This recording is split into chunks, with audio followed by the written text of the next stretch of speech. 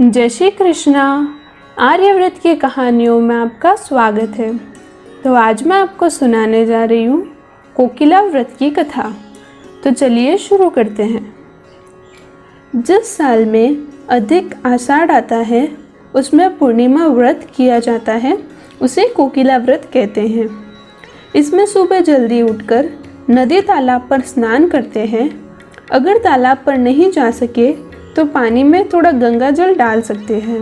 नित्य पूजा आरती करके ब्राह्मण भोजन करवाना, श्रद्धा अनुसार कपड़े व दक्षिणा देना, एक समय भोजन कराना, चटाई दरी पर सोना, व्रत ब्राह्मणाचार्य का पालन करना।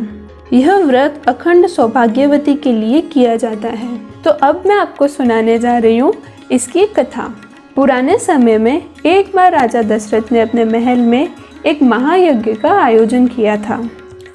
सभी देवता ऋषियों में ऐसा कोई नहीं बचा था जिसे राजा दशरथ ने यज्ञ में न बुलाया हो, परंतु उन्होंने अपनी बेटी जवाई शिवजी को निमंत्रण नहीं दिया था। जब पार्वती जी ने आकाश मार्ग से सभी देवता व ऋषि मुनियों को अपनी पत्नियों के साथ विमान में जाते हुए देखा तो अपने पति शिवजी से पूछा, प्रभु, ये देवगण व ऋषि मुनि बैठे कहाँ जा रहे हैं?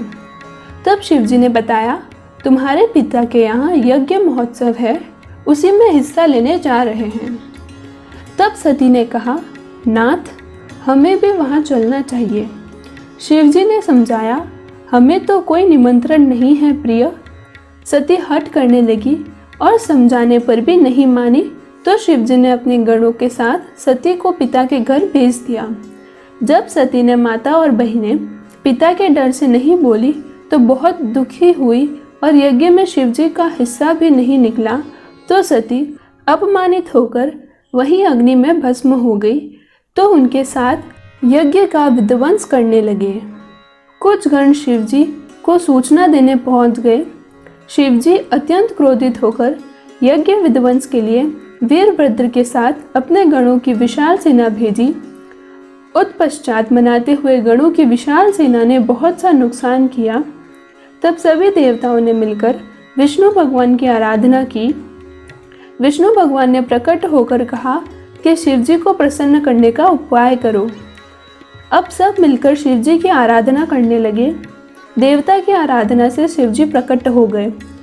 शिवजी को मनाकर राजा दश ने घर ले चले और कहा कि राजा दश का यज्ञ पूरा करो। शिवजी प्रसन्न हो और राजा दश के घर गए।